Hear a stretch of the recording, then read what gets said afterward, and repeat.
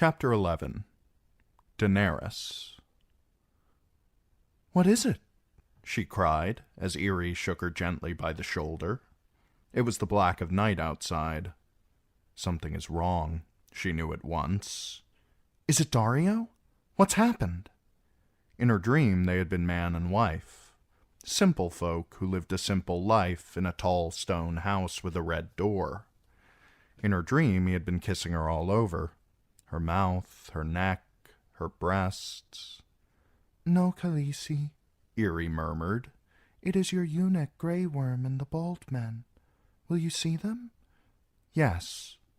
Her hair was disheveled and her bedclothes all a tangle, Dany realized. "Help me dress. I'll have a cup of wine as well, to clear my head." To drown my dream. She could hear the soft sounds of sobs. "Who is that weeping?" "Your slave, Missandei." Jeekwe had a taper in her hand. "My servant. I have no slaves." Dany did not understand. "Why does she weep?"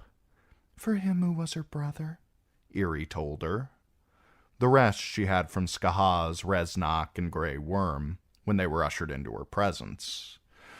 Dany knew their tidings were bad before a word was spoken. One glance at the shave-pate's ugly face sufficed to tell her that. "The sons of the Harpy?" Skahaz nodded. His mouth was grim. "How many dead?" Reznak wrung his hands. 9, magnificence. Foul work it was, and wicked. A dreadful night. Dreadful. 9. The word was a dagger in her heart. Every night the shadow war was waged anew beneath the stepped pyramids of Meereen. Every morn the sun rose upon fresh corpses, with harpies drawn in blood on the bricks beside them. Any freedman who became too prosperous or too outspoken was marked for death. 9 in one night, though. That frightened her. "Tell me." Grey Worm answered. "Your servants were set upon as they walked the bricks of Meereen to keep your grace's peace. All were well armed, with spears and shields and short swords. 2 by 2 they walked, and 2 by 2 they died. Your servants Black Fist and Catheris were slain by crossbow bolts in Mazdan's maze. Your servants Mossador and Duran were crushed by falling stones beneath the river wall. Your servants Eladon Goldenhair and Loyal Spear were poisoned at a wine shop, where they were accustomed to stop each night upon their rounds." Mossador. Dany made a fist. Missandei and her brothers had been taken from their home on Noth by raiders from the Basilisk Isles and sold into slavery in Astapor. Young as she was, Missandei had shown such a gift for tongues that the good masters had made a scribe of her. Mossador and Marcelin had not been so fortunate. They had been gelded and made into Unsullied. "Have any of the murderers been captured?" "Your servants have arrested the owner of the wine shop and his daughters. They plead their ignorance and beg for mercy." They all plead ignorance and beg for mercy. "Give them to the shave-pate. Skahaz, keep each apart from the others and put them to the question."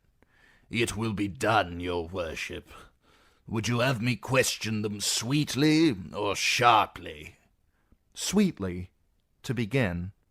Hear what tales they tell and what names they give you. It may be they had no part in this." She hesitated. 9, the noble Reznak said. "Who else?" 3 freedmen murdered in their homes," the shave-pate said.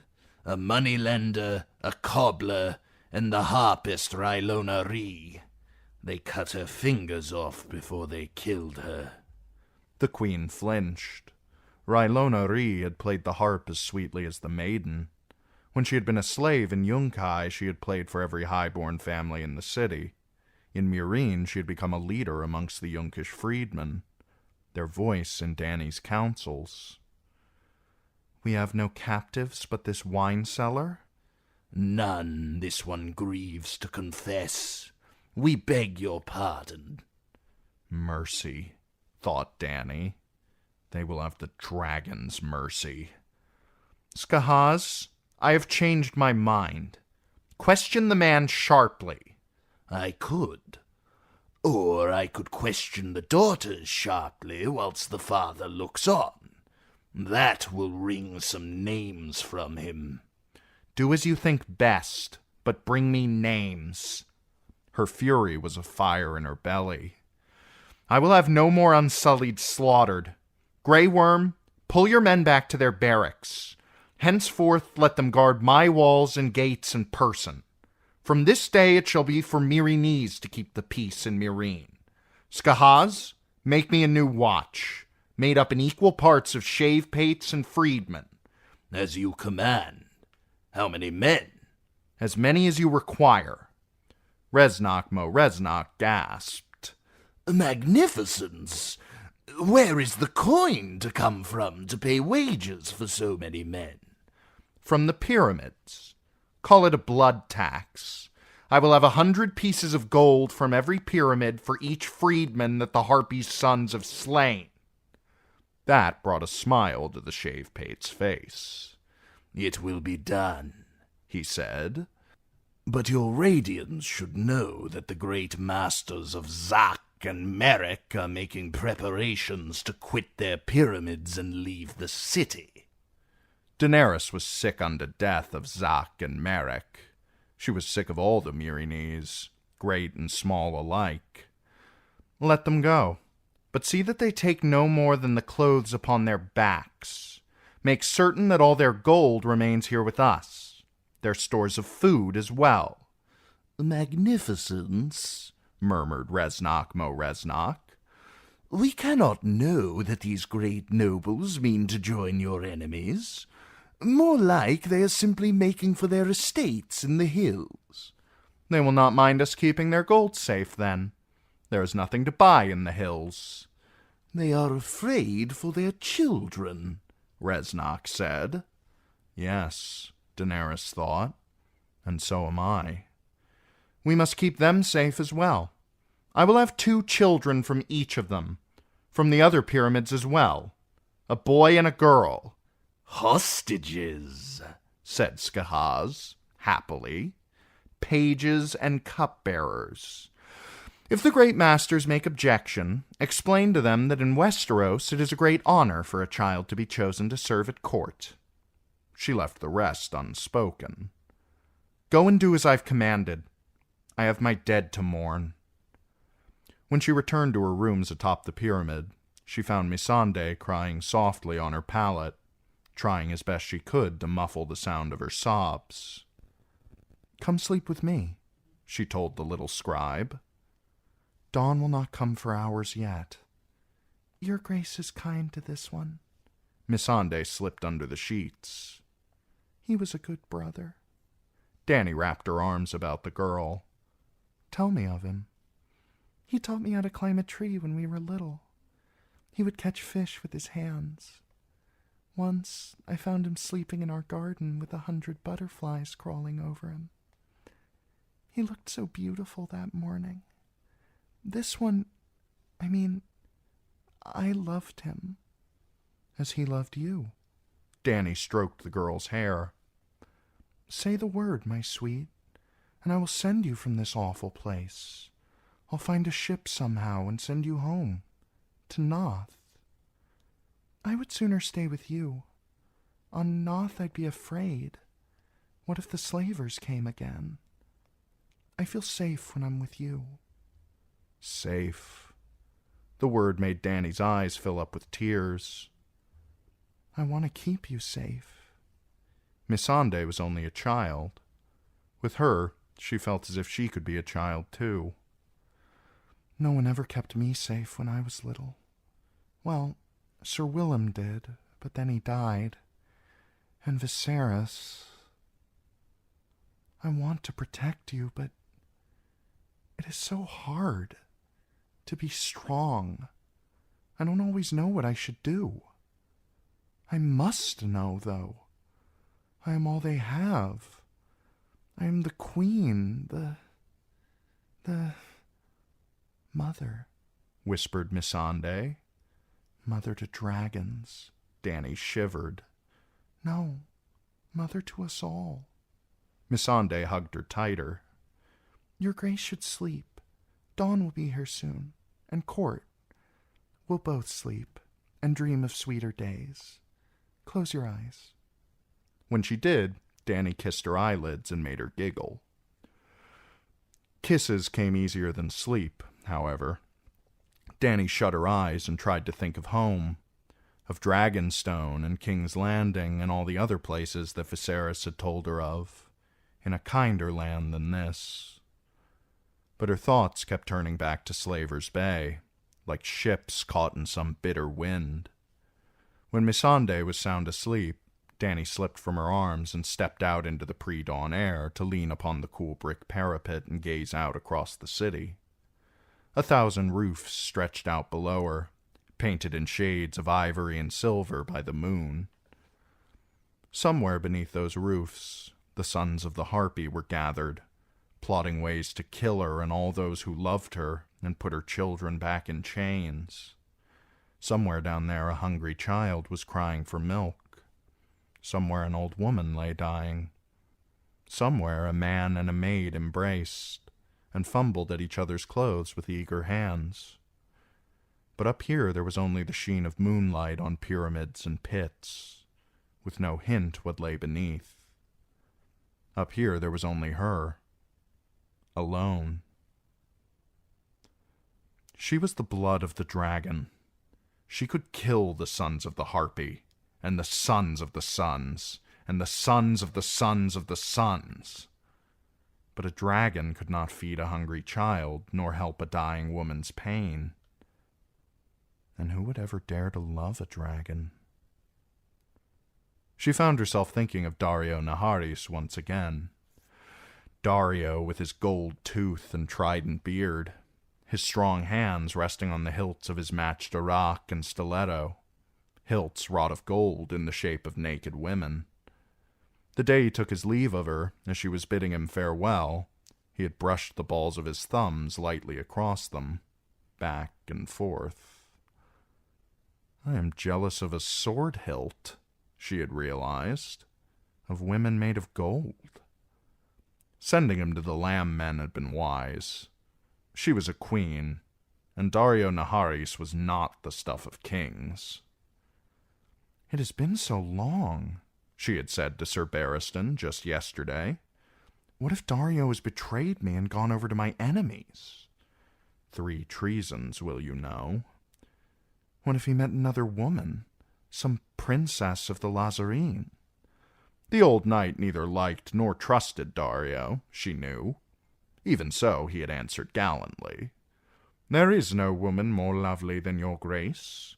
Only a blind man could believe otherwise, and Daario Naharis was not blind.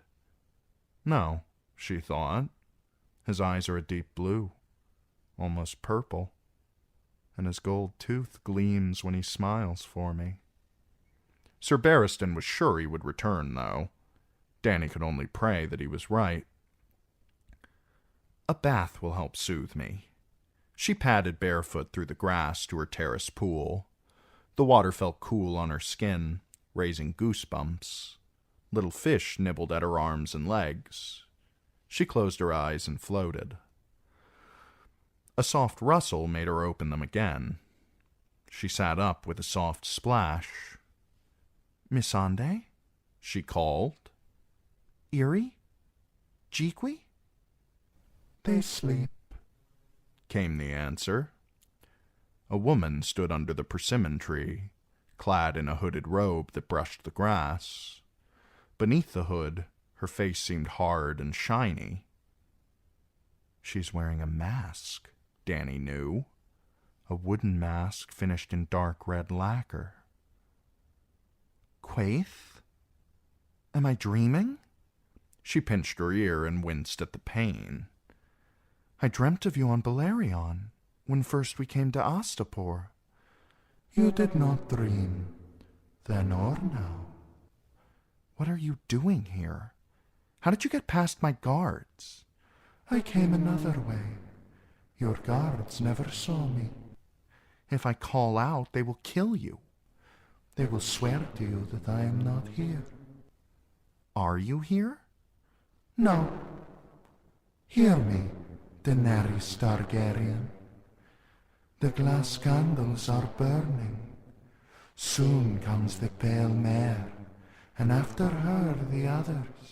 Kraken and dark flame, lion and griffin, the sun's son and the mummer's dragon. Trust none of them. Remember the undying. Beware the perfumed seneschal. Reznok? Why should I fear him? Dany rose from the pool. Water trickled down her legs, and goose flesh covered her arms in the cool night air. If you have some warning for me, speak plainly. What do you want of me, Quaithe? Moonlight shone in the woman's eyes. To show you the way. I remember the way. I go north to go south, east to go west, back to go forward, and to touch the light I have to pass beneath the shadow. She squeezed the water from her silvery hair. I am half sick of riddling. In Qarth I was a beggar, but here I am a queen. I command you, Daenerys, remember the undying. Remember who you are. The blood of the dragon. But my dragons are roaring in the darkness. I remember the undying. Child of 3, they called me. 3 mounts they promised me. 3 fires and 3 treasons. 1 for blood and 1 for gold and 1 for... Your Grace? Missandei stood in the door of the queen's bedchamber, a lantern in her hand. Who are you talking to? Dany glimpsed back toward the persimmon tree. There was no woman there. No hooded robe, no lacquer mask, no Quaithe. A shadow, a memory. No one. She was the blood of the dragon, but Sir Barristan had warned her that in that blood there was a taint. Could I be going mad? They had called her father mad, once. I was praying, she told the Notheen girl. It will be light soon. I had best eat something before court. I will bring you food to break your fast. Alone again, Dany went all the way around the pyramid in hopes of finding Quaithe. Past the burned trees and scorched earth where her men had tried to capture Drogon. But the only sound was the wind in the fruit trees, and the only creatures in the gardens were a few pale moths. Missandei returned with a melon and a bowl of hard-cooked eggs, but Dany found she had no appetite. As the sky lightened and the stars faded one by one, Irri and Jiqui helped her don a tokar of violet silk fringed in gold. When Reznok and Skahaz appeared, she found herself looking at them askance, mindful of the 3 treasons. Beware the perfumed seneschal. She sniffed suspiciously at Reznok Mo Reznok. I could command the Shafepate to arrest him and put him to the question. Would that forestall the prophecy? Or would some other betrayer take his place? Prophecies are treacherous, she reminded herself, and Reznok may be no more than he appears. In the Purple Hall, Dany found her ebon bench piled high about with satin pillows. The sight brought a wan smile to her lips. Sir Barristan's work, she knew. The old knight was a good man, but sometimes very literal. It was only a jape, sir, she thought, but she sat on one of the pillows just the same. Her sleepless night soon began to make itself felt. Before long, she was fighting off a yawn as Reznok prattled about the craftsmen's guilds.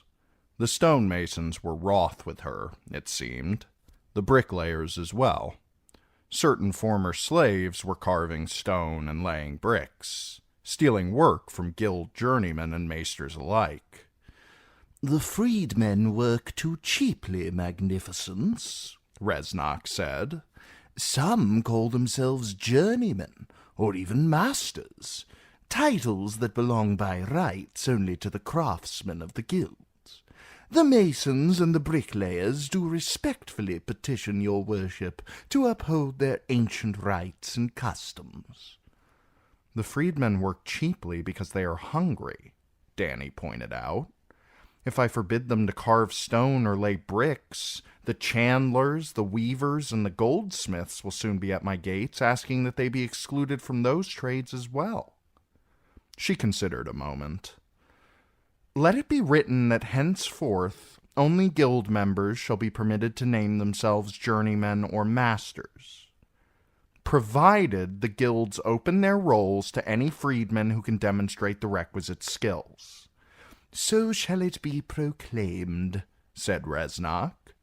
Will it please your worship to hear the noble Hizdar Zolorak? Will he never admit defeat? Let him step forth. Hizdar was not in a tokar today. Instead, he wore a simple robe of gray and blue. He was shorn as well. He has shaved off his beard and cut his hair, she realized. The man had not gone shave-pate, not quite, but at least those absurd wings of his were gone. Your barber has served you well, Hizdar. I hope you have come to show me his work, and not to plague me further about the fighting pits. He made a deep obeisance. Your Grace, I fear I must. Danny grimaced. Even her own people would give her no rest about the matter. Reznak Mo Reznak stressed the coin to be made through taxes. The Green Grace said that reopening the pits would please the gods. The Shave-Pate felt that it would win her support against the Sons of the Harpy. "Let them fight," grunted Strong Belwas, who had once been a champion in the pits. Sir Barristan suggested a tourney instead. His orphans could ride at rings and fight a melee with blunted weapons, he said. A suggestion Danny knew was as hopeless as it was well-intentioned. It was blood the Myrinese yearned to see, not skill. Elsewise the fighting slaves would have worn armor. Only the little scribe Missandei seemed to share the queen's misgivings. I have refused you 6 times, Danny reminded Hizdar. Your radiance has 7 gods, so perhaps she will look upon my 7th plea with favor. Today I do not come alone. Will you hear my friends? There are 7 of them as well. He brought them forth one by one. Here is Kraz.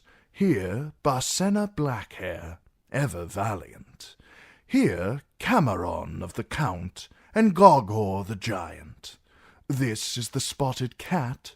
This fearless Ithoke. Last, Belakwo Bonebreaker. They have come to add their voices to mine own, and ask your grace to let our fighting pits reopen. Danny knew this 7, by name if not by sight. All had been amongst the most famed of Myrine's fighting slaves. And it had been the fighting slaves, freed from their shackles by her sewer rats, who led the uprising that won the city for her. She owed them a blood debt. I will hear you, she allowed. One by one, each of them asked her to let the fighting pits reopen. Why? She demanded, when Ithoke had finished. You are no longer slaves doomed to die at a master's whim. I freed you. Why should you wish to end your lives upon the Scarlet Sands? "I trained since 3, said Goghor the Giant. "I kill since 6. Mother of Dragons says I am free. Why not free to fight?" If it is fighting you want, fight for me. Swear your sword to the Mother's Men, or the Free Brothers, or the Stalwart Shields.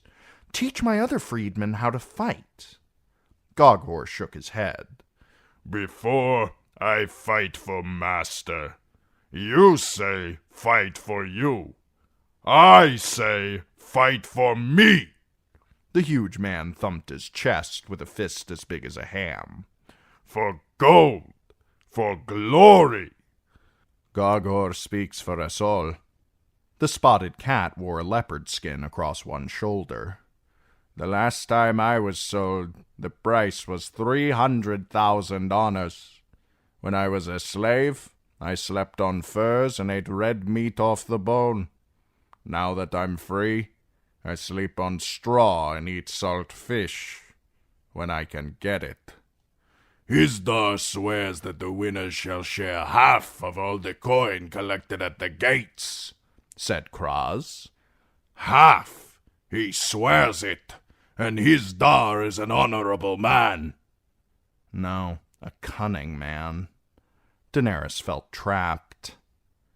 And the losers? What shall they receive? Their names shall be graven on the gates of fate amongst the other valiant fallen, declared Barcena. For 8 years she had slain every other woman sent against her, it was said. All men must die, and women too, but not all will be remembered. Dany had no answer for that. If this is truly what my people want, do I have the right to deny it to them? It was their city before it was mine, and it is their own lives they wish to squander. I will consider all you've said. Thank you for your counsel. She rose. We will resume on the morrow. All kneel for Daenerys Stormborn, the unburnt, Queen of Meereen, Queen of the Andals and the Rhoynar and the First Men, Khaleesi of the Great Grass Sea, Breaker of Shackles, and Mother of Dragons, Missandei called. Sir Barristan escorted her back up to her chambers. Tell me a tale, sir, Dany said as they climbed. Some tale of valor with a happy ending. She felt in need of happy endings. Tell me how you escaped from the usurper. Your Grace, there is no valor in running for your life. Dany seated herself on a cushion, crossed her legs, and gazed up at him. Please? It was the young usurper who dismissed you from the Kingsguard. Joffrey, aye. They gave my age for a reason, though the truth was elsewise. The boy wanted a white cloak for his dog, Sandor Clegane, and his mother wanted the Kingslayer to be her Lord Commander. When they told me, I took off my cloak as they commanded, threw my sword at Joffrey's feet, and spoke unwisely. What did you say? The truth. But truth was never welcome at that court. I walked from the throne room with my head high, though I did not know where I was going. I had no home but White Sword Tower. My cousins would find a place for me at Harvest Hall, I knew, but I had no wish to bring Joffrey's displeasure down upon them. I was gathering my things when it came to me that I had brought this on myself by taking Robert's pardon. He was a good knight, but a bad king, for he had no right to the throne he sat. That was when I knew that to redeem myself I must find the true king, and serve him loyally with all the strength that still remained me. My brother Viserys. Such was my intent. When I reached the stables, the Goldcloaks tried to seize me. Joffrey had offered me the tower to die in, but I had spurned his gift, so now he meant to offer me a dungeon. The commander of the City Watch himself confronted me, emboldened by my empty scabbard. But he had only 3 men with him, and I still had my knife. I slashed one man's face open when he laid his hands upon me, and rode through the others. As I spurred for the gates, I heard Janos Slynt shouting for them to go after me. Once outside the Red Keep, the streets were congested, else I might have gotten away clean. Instead, they caught me at the river gate. The Goldcloaks who had pursued me from the castle shouted for those at the gate to stop me, so they crossed their spears to bar my way. And you without your sword? How did you get past them? A true knight is worth 10 guardsmen. The men at the gate were taken by surprise. I rode one down and wrenched away his spear, and drove it through the throat of my closest pursuer. The other broke off once I was through the gate, so I spurred my horse to a gallop and rode hell-bent along the river until the city was lost to sight behind me. That night I traded my horse for a handful of pennies and some rags, and the next morning I joined the stream of small folk making their way to King's Landing. I'd gone out the river gate, so I returned through the gate of the gods, with dirt on my face, stubble on my cheeks, and no weapon but a wooden staff. In rough-spun clothes and mud-caked boots, I was just one more old man fleeing the war. The gold cloaks took a stag from me and waved me through. King's Landing was crowded with small folk who'd come seeking refuge from the fighting. I lost myself amongst them. I had a little silver, but I needed that to pay my passage across the narrow sea, so I slept in septs and alleys and took my meals in pot-shops. I let my beard grow out and cloaked myself in age. The day Lord Stark lost his head, I was there, watching. Afterward, I went into the great sept and thanked the 7 gods that Joffrey had stripped me of my cloak. Stark was a traitor who met a traitor's end. Your Grace, said Selmy, Eddard Stark played a part in your father's fall, but he bore you no ill will. When the eunuch Varys told us that you were with child, Robert wanted you killed, but Lord Stark spoke against it. Rather than countenance the murder of children, he told Robert to find himself another hand. Have you forgotten Princess Rhaenys and Prince Aegon? Never. That was Lannister work, Your Grace. Lannister or Stark, what difference? Viserys used to call them the usurper's dogs. If a child is set upon by a pack of hounds, does it matter which one tears out his throat? All the dogs are just as guilty. The guilt... The word caught in her throat. Hazia, she thought, and suddenly she heard herself say, I have to see the pit, in a voice as small as a child's whisper. Take me down, sir, if you would. A flicker of disapproval crossed the old man's face, but it was not his way to question his queen. As you command. The servants' steps were the quickest way down. Not grand, but steep and straight and narrow, hidden in the walls. Sir Barristan brought a lantern lest she fall. Bricks of 20 different colors pressed close around them, fading to gray and black beyond the lantern light. Thrice they passed unsullied guards, standing as if they had been carved from stone. The only sound was the soft scruff of their feet upon the steps. At ground level, the great pyramid of Meereen was a hushed place, full of dust and shadows. Its outer walls were 30 feet thick. Within them, sounds echoed off arches of many-colored bricks, and amongst the stables, stalls, and storerooms. They passed beneath 3 massive arches, down a torchlit ramp into the vaults beneath the pyramid, past cisterns, dungeons, and torture chambers where slaves had been scourged and skinned and burned with red-hot irons. Finally, they came to a pair of huge iron doors with rusted hinges, guarded by Unsullied. At her command, one produced an iron key. The door opened, hinges shrieking. Daenerys Targaryen stepped into the hot heart of darkness and stopped at the lip of a deep pit. 40 feet below, her dragons raised their heads. 4 eyes burned through the shadows, 2 of molten gold and 2 of bronze. Sir Barristan took her by the arm. No closer. You think they would harm me? I do not know, Your Grace, but I would sooner not risk your person to learn the answer. When Rhaegal roared, a gout of yellow flame turned darkness into day for half a heartbeat. The fire licked along the walls, and Dany felt the heat upon her face, like the blast from an oven. Across the pit, Viserion's wings unfolded, stirring the stale air. He tried to fly to her, but the chains snapped taut as he rose and slammed him down onto his belly. Links as big as a man's fist bound his feet to the floor. The iron collar about his neck was fastened to the wall behind him. Rhaegal wore matching chains.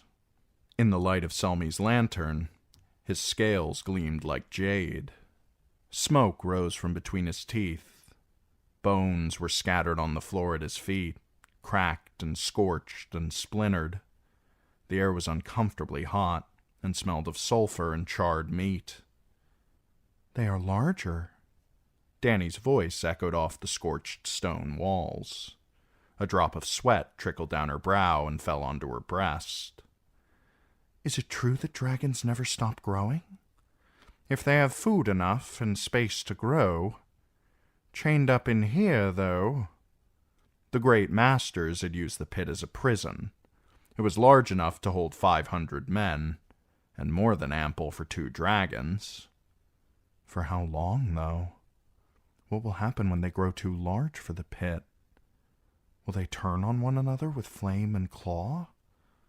Will they grow wan and weak, with withered flanks and shrunken wings?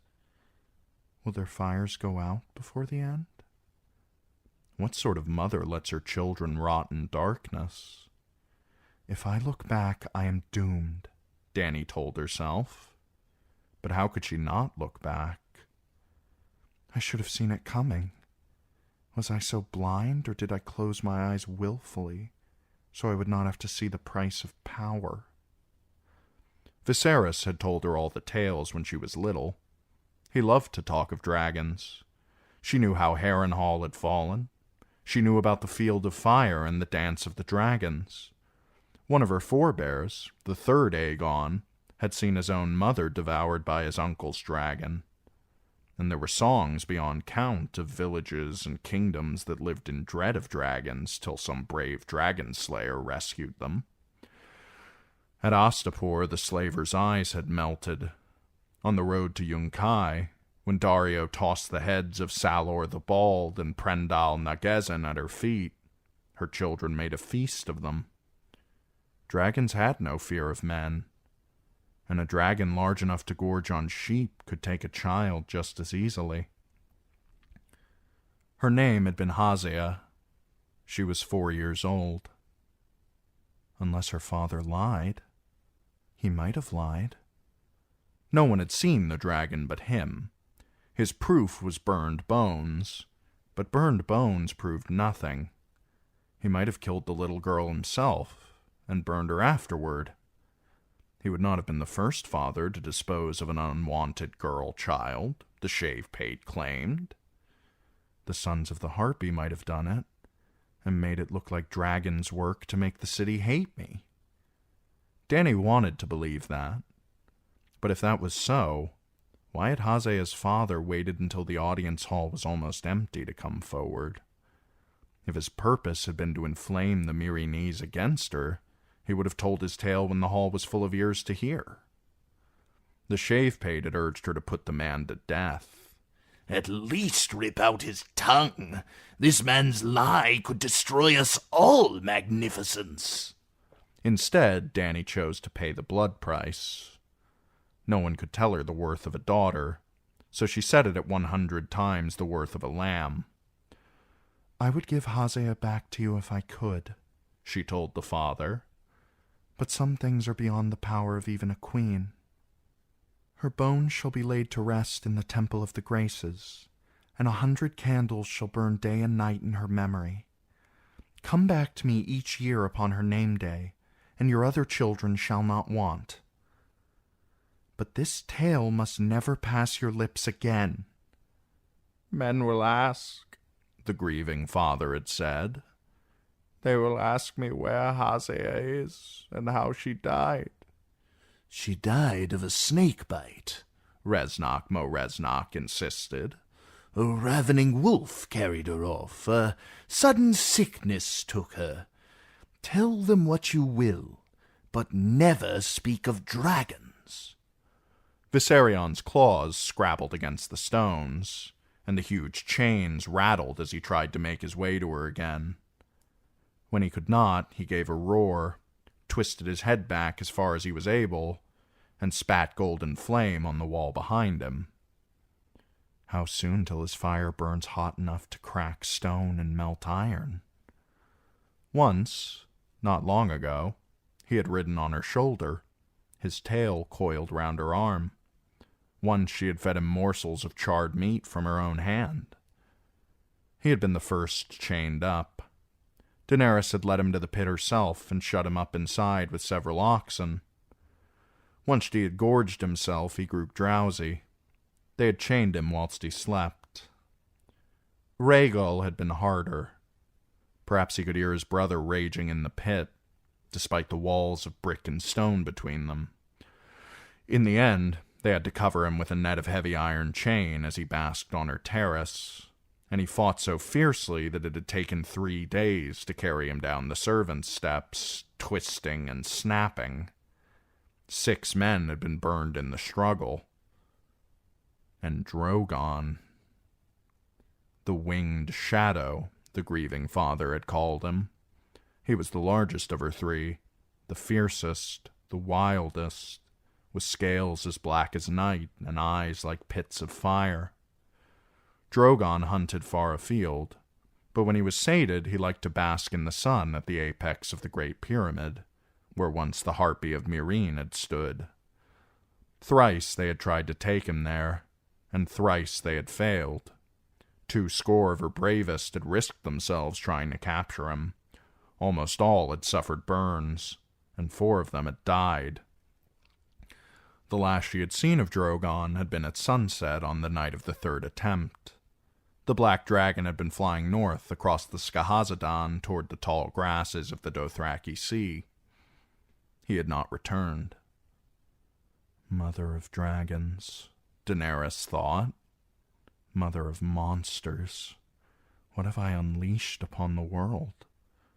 A queen I am, but my throne is made of burned bones and it rests on quicksand.